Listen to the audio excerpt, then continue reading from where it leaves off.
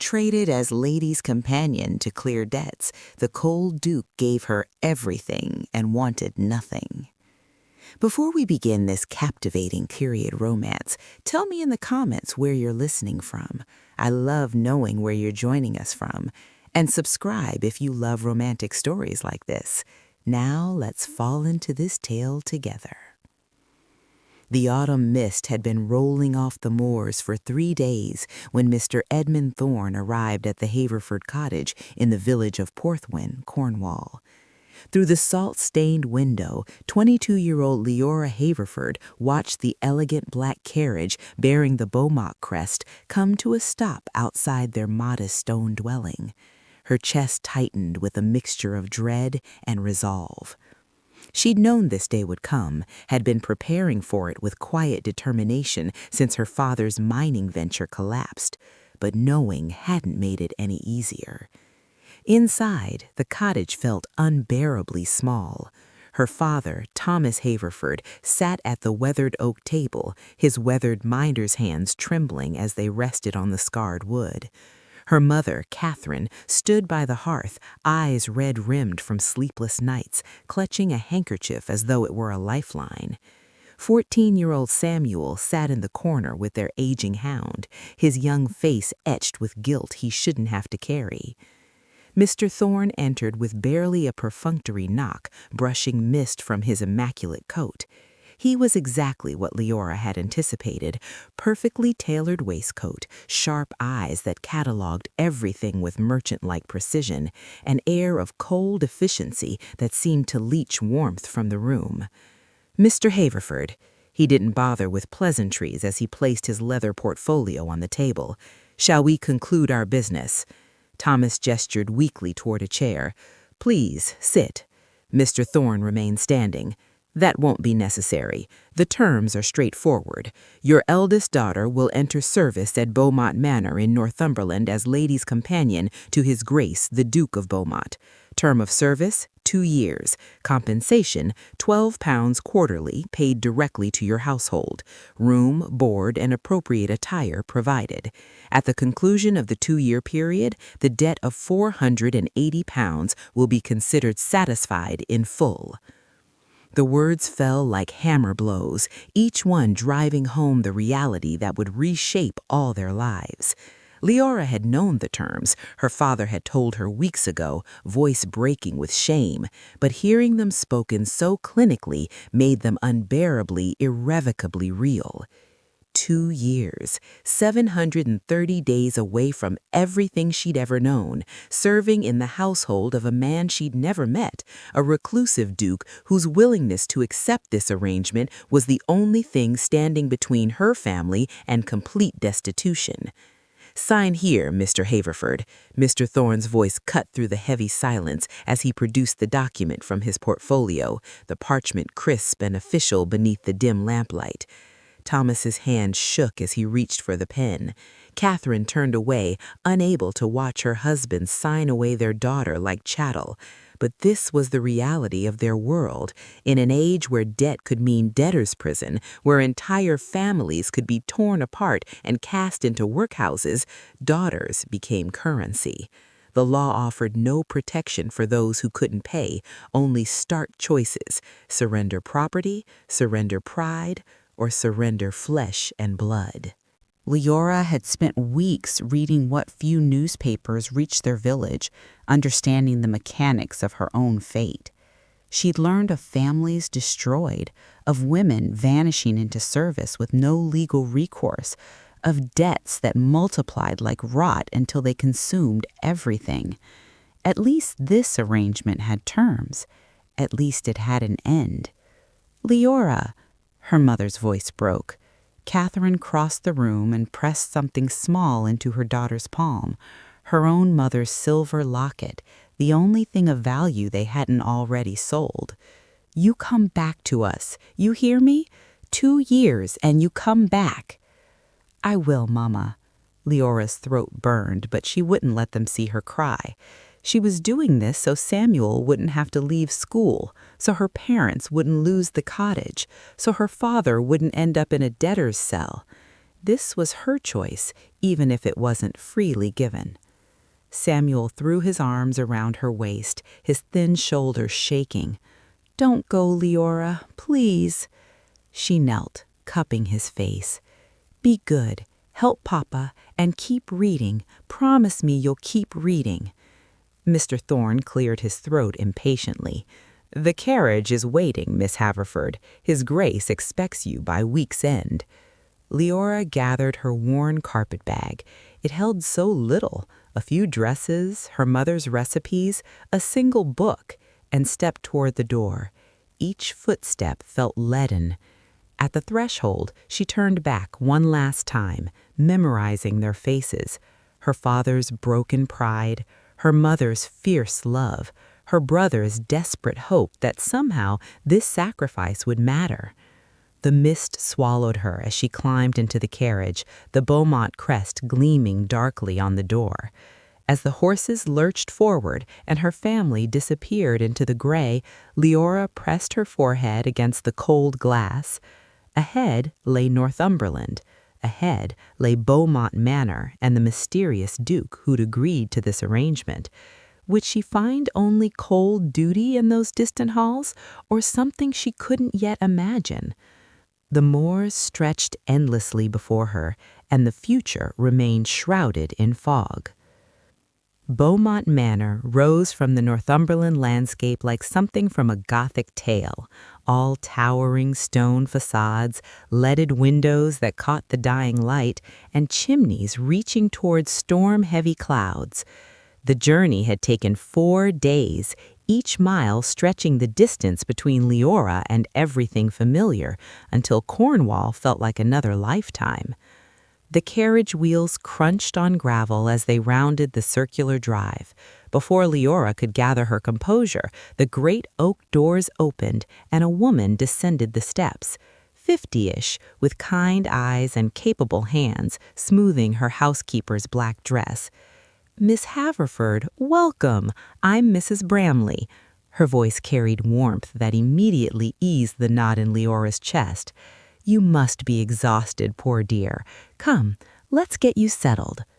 Inside, Bowmont Manor was a revelation. Marble floors gleamed beneath her worn boots, portraits of stern ancestors lined the walls, and everywhere, absolutely everywhere, were books. Not just in what Mrs. Bramley called the library, but stacked on side tables, tucked into alcoves, creating small kingdoms of knowledge throughout the house. "His Grace is particular about his reading," Mrs. Bramley explained as she led Leora up the grand staircase. "You'll find he's not much for company, but he's fair, treats the staff well, never raises his voice."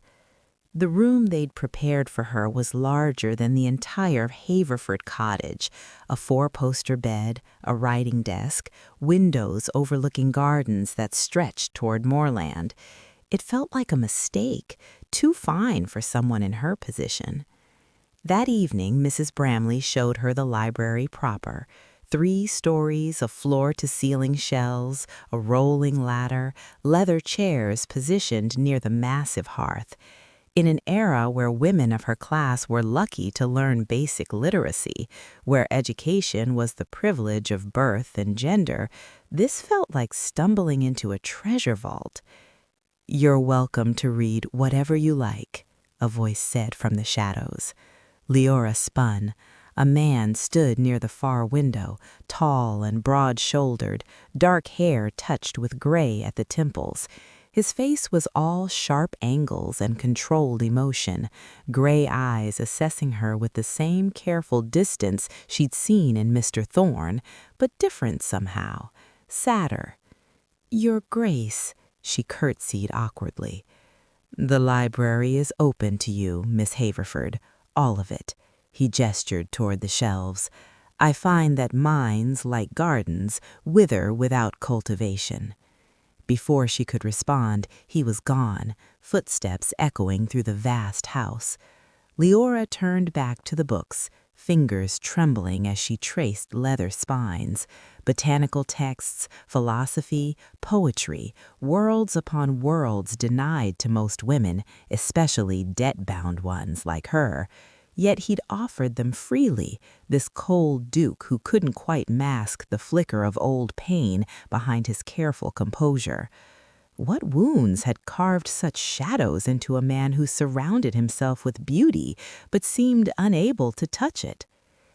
3 weeks into her service, Leora discovered the greenhouse. It stood at the eastern edge of the gardens, glass panes catching morning light, humid warmth a sharp contrast to November's bite. Inside, exotic plants crowded wooden benches, orchids from distant colonies, medicinal herbs, specimens she'd only seen in the botanical texts she now devoured nightly. "The heating system is failing." Duke Alaric's voice startled her from behind a stand of ferns. He appeared between the fronds, soil on his hands, looking more alive than she'd yet seen him. "I've been attempting to save what I can before winter truly sets in." "May I help?" The words escaped before propriety could stop them. Something flickered across his face, surprise, perhaps, or permission. "Do you know plants, Miss Haverford?" "My mother kept an herb garden, and I've been reading your books on botany." That evening, they worked side by side in companionable silence, Leora applying principles from his library to diagnose nutrient deficiencies, root rot, and improper drainage. In centuries past, women had been healers and herbalists, their botanical knowledge respected before formal education systems excluded them. Now such expertise was dismissed as mere domestic accomplishment, unless, apparently, you worked alongside a duke who valued results over conventions. The greenhouse became their meeting ground. Alaric showed her rare specimens, explained propagation techniques, listened as she proposed solutions for the estate's struggling kitchen gardens. Her suggestions worked, crops improved, and with them, her confidence. He began leaving things in her room, a warm cloak when frost arrived, sheet music for the pianoforte, writing habits that fit perfectly. Mrs. Bramley mentioned carefully that the Duchess had died 5 years prior, a loveless arrangement that had ended badly, though the housekeeper wouldn't elaborate. One evening in the library, Alaric spoke of loneliness instead of Latin plant names. "This house holds too many ghosts, Miss Haverford, too many expectations that strangled everything genuine." Leora watched firelight play across his features, saw the man beneath the title. "Then perhaps it's time to grow something new, Your Grace. Gardens teach us that even poisoned soil can heal." His gray eyes held hers a moment too long, something unspoken shifting between them. The next morning, Mrs. Bramley brought tea with trembling hands. "His Grace received correspondence from London. There's talk of arrangements. Lady Cressida Ashworth's family, they're pressing for—" She stopped, clearly having said too much. Leora's chest tightened. An arranged betrothal. Of course. Dukes didn't remain unmarried forever, and they certainly didn't fall for debt-bound companions who had no right to feel this ache of betrayal. That afternoon, she saw him in the greenhouse through the glass, shoulders rigid as he read a letter, his expression carefully blank. The plants they'd saved together bloomed around him, beautiful and fragile, while outside the first snow began to fall. Winter wrapped Bowmont Manor in white silence, but inside the greenhouse, spring persisted. Alaric had begun meeting Leora there each afternoon, their conversations drifting from botany to philosophy, from estate management to dreams neither had dared voice aloud. "You see solutions where I see only problems," he said one December morning, watching her prune a climbing rose. Their fingers brushed as he handed her the shears, and neither pulled away quickly. The horseback rides began soon after, Alaric on his black stallion, Leora on a gentle mare he'd insisted she learn to handle. They'd ride across frost-hardened moors, her laughter breaking through his careful reserve, his rare smiles becoming less rare. But the world beyond their greenhouse Eden had other plans. Lady Cressida Ashworth arrived in a flurry of silk and status, her carriage bearing a crest nearly as old as Bowmont's own. She was beautiful in the calculated way of women raised for strategic marriages, blonde ringlets, porcelain skin, and eyes that assessed Leora like a shopkeeper appraising damaged goods. "How quaint," Cressida remarked at dinner, her gaze sliding over Leora's simple dress, one of Alaric's gifts, fine but clearly not couture. "His Grace maintains such democratic household arrangements. Tell me, Miss Haverford, what exactly does a lady's companion do? I confess I'm unfamiliar with the position." The barb landed precisely. In Victorian England's rigid hierarchy, social mobility was myth, birth determined destiny, and women like Leora existed to serve women like Cressida. No amount of education or ability could bridge that chasm, not in society's eyes. "I assist with estate correspondence and botanical projects, my lady," Leora replied, voice steady despite her racing heart. "How industrious, though surely his Grace doesn't need a glorified gardener when he'll soon have a duchess to manage such domestic trivialities." Alaric's jaw tightened. "Lady Cressida, I only mean that certain arrangements must conclude when proper ones begin, Your Grace. You understand the necessity of appropriate boundaries."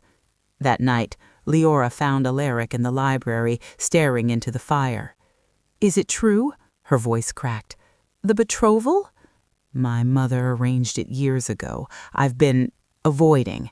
"Avoiding?" Anger flared, hot and defensive. "Is that what I am? A distraction while you prepare to fulfill your duty? Were the gifts just another form of—" "Don't." He stood abruptly, anguish breaking through his careful control. "Don't reduce what's between us to transaction. I've lived in arrangements my entire life. My marriage was one, this betrothal another. But what I feel when you're near, Miss Haverford, that is the only genuine thing I've known in years." His words hung in the air like greenhouse steam, fragile and real. "Then what happens now?" Leora whispered. Outside, snow continued falling, and Lady Cressida slept in the guest wing, her claim to his future as legitimate as Leora's was impossible. The confrontation came at breakfast. Alaric stood at the head of the table, shoulders squared, while Lady Cressida's face cycled through disbelief, fury, and finally cold calculation. "You cannot be serious, Your Grace. Our families have had an understanding for—" "An understanding I never agreed to." His voice carried steel Leora had never heard before. "My mother made arrangements without my consent while I was incapacitated by grief. I will not honor them." "Incapacitated?" Cressida's laugh was brittle. "How convenient. And I suppose this debt-bound companion has nothing to do with your sudden clarity?" "Miss Haverford has everything to do with it." Alaric's gray eyes found Leora across the room, and something in them made her breath catch. "He reminded me what it means to be alive instead of merely existing." Cressida departed in a storm of threats, social ruin, family vengeance, scandal that would echo through every drawing room in England. The door had barely closed before Alaric turned to Leora, exhausted but resolute. "I've written to your father. The debt is absolved. You're free to leave or stay, but the choice must be yours." "Alaric!" His name felt dangerous and right on her tongue. "Let me finish." He crossed to her, close enough that she could see the tremor in his hands. "After Eleanor died, I convinced myself I was managing, that solitude was preferable to the agony of connection, but I was simply dissolving. Physicians had terms for it: melancholia, nervous exhaustion, though none understood that grief isn't weakness requiring cure, but a wound requiring time. In an era when mental suffering was often dismissed or institutionalized, when men especially were expected to shoulder pain in silence, his honesty was revolutionary. You gave me time, and without realizing it, you gave me reason. Your curiosity, your resilience, the way you see possibility instead of limitation. Leora, you brought spring to a house locked in perpetual winter. Her vision blurred. I'm nobody. No title, no fortune, no... You're everything. His fingers brushed her cheek. If you'll have me, scandal, isolation, society's condemnation, and all, I would spend whatever years I have left earning the privilege of your partnership. Before she could answer, Mrs. Bramley burst in, followed by a distinguished older gentleman. Your Grace, Lord Harlan has arrived from London. Just in time. Lord Harlan, Alaric's longtime adviser, surveyed the scene with knowing eyes. I hear we have a scandal to manage and a betrothal to formalize, though perhaps not the one society expects. Stephen, the risks are considerable, Lord Harlan agreed. But I've watched you exist as a ghost in this manor for 5 years, Alaric. If this young woman has given you back your life, then damn what the gossips say. Leora looked between them, her heart thundering. Freedom and love offered simultaneously, but at what cost? Outside, the first rumors were already spreading like frost across glass. The Haverford carriage arrived on a gray morning, bringing with it both terror and hope. Leora watched from the music-room window as her parents descended, her father's shoulders bent not from debt now, but apprehension, her mother clutching a worn shawl like armor. They'll think me foolish, Leora whispered. They'll think you brave. Alaric stood beside her, close enough that their fingers brushed. As do I. The drawing-room meeting defied every expectation. Her father wept openly, not from shame, but relief that his daughter had found something more valuable than security. Her mother studied Alaric with the shrewd assessment of one who'd spent decades reading character in marketplace hagglers and country squires. You'll protect her from what's coming, Mrs. Haverford asked bluntly. The whispers have already reached our village. They're calling her an opportunist. Worse. I cannot shield her from cruelty, Alaric admitted, but I can stand beside her through it, and I can promise that her voice will matter as much as mine in every decision we make. It was his mother, arriving unexpectedly that afternoon, who shifted everything. The Dowager Duchess entered like winter itself, imposing, austere, formidable. Leora prepared for condemnation. Instead, the older woman studied her with eyes that held unexpected warmth. You think yourself the first to cross class boundaries for love. The dowager's voice was sharp, but not unkind. Before I was a duchess, I was a merchant's daughter. My marriage scandalized both families. Society predicted ruin. She glanced at her son. Instead, we built something extraordinary. The revelation rippled through the room. Alaric stared at his mother as if seeing her for the first time. Why never tell me? Because I wanted you to choose duty. Her voice softened, until I realized duty without joy is simply another form of death. Eleanor wouldn't want you entombed in grief. She'd want you alive. Over following weeks, as formal courtship began, Leora discovered strength she hadn't known she possessed. When Lady Cressida's allies circulated vicious caricatures, she held her head high at village gatherings. When former friends turned away, she found new allies among reformers and artists who valued character over pedigree. Together, she and Alaric began transforming Thornfield, opening shuttered wings, hiring local workers, establishing a school for tenant children. Each small act of defiance against stagnation felt like resurrection. Her family's stories sustained her through dark moments. Her grandmother had survived poverty through stubborn hope. Her mother had built a life from nothing. Resilience, Leora learned, wasn't absence of fear, but action despite it. Yet as spring deepened and Alaric's proposal drew near, one shadow remained. his mother's warning that society's cruelest judgments often waited until after the vows, when retreat became impossible. The wedding took place in Thornfield's chapel on a June morning when light streamed through stained glass like benediction. No grand society affair, just family, loyal staff, Lord Harlan, and a handful of friends who valued substance over spectacle. Leora wore her mother's altered gown, cream silk that caught the breeze as she walked the aisle. Alaric's expression as he watched her approach held everything words couldn't capture: gratitude, wonder, love that had grown from shared vulnerability into something unshakable. "I promise partnership," he said when their turn came, abandoning traditional vows. "Honesty when silence seems easier. Faith in your strength even when you doubt it. And every day the choice to build our life together." "I promise the same," Leora replied, voice steady despite tears. "And to remind you, always, that grief and joy can coexist, that remembering Eleanor honors rather than betrays what we're creating." Mrs. Bromley wept openly. Even the Dowager Duchess's eyes glistened. The year that followed transformed Thornfield from mausoleum to living estate.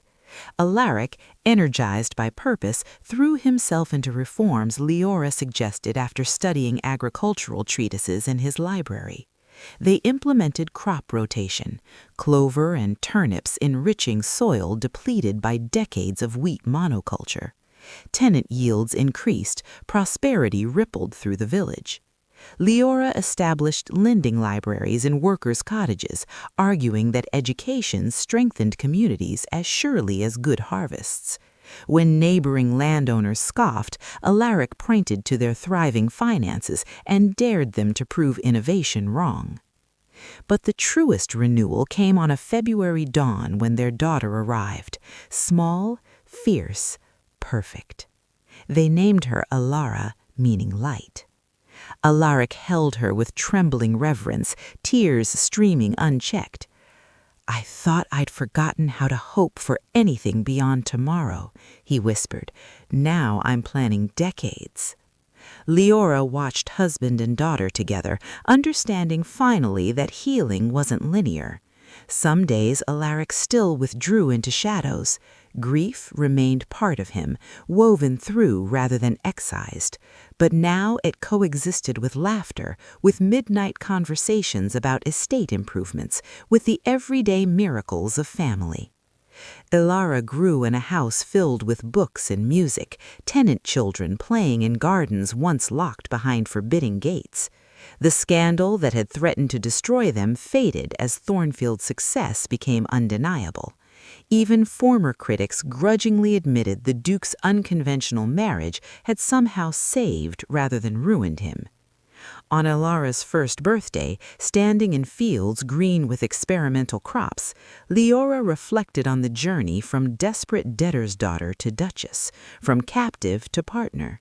The fear of losing support, of having this hard-won happiness cut short, sometimes still caught her breathless. But watching Alaric swing their daughter skyward while workers prepared harvest celebrations, she understood.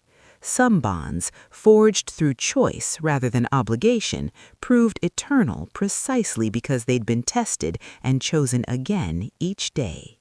Educational value.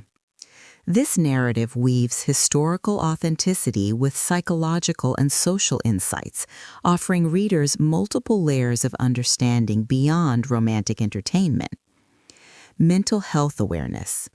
Alaric's portrayal of grief-induced melancholia provides nuanced exploration of depression in an era when such conditions were misunderstood or institutionalized. His journey illustrates that healing isn't linear, that one can honor loss while rebuilding life. This challenges both historical stigma and contemporary misconceptions about mental health recovery, showing vulnerability as strength rather than weakness. Class structure and social mobility. The story illuminates rigid Victorian-era hierarchies while examining how cross-class unions challenged societal norms. The Dowager Duchess's revelation of her own merchant class origins demonstrates that social boundaries, though formidable, were occasionally transgressed, providing historical context for understanding privilege, prejudice, and gradual social evolution. Agricultural innovation. The implementation of crop rotation, specifically clover and turnips to replenish nitrogen-depleted soil, reflects actual 18th and 19th century agricultural advances. These practices, part of the British agricultural revolution, increased yields and demonstrated how scientific understanding could transform traditional estates, connecting personal renewal with practical environmental stewardship. Resilience psychology. Leora's character arc embodies psychological resilience, drawing strength from family history, maintaining agency despite circumstances, and taking action despite fear. Her journey illustrates that resilience isn't innate, but cultivated through connection, purpose, and the courage to act when retreat seems safer. Gender and agency. The narrative explores women's limited options in debt-based servitude while showing how partnership based on mutual respect could transcend typical power imbalances, offering insight into historical gender dynamics and their gradual transformation.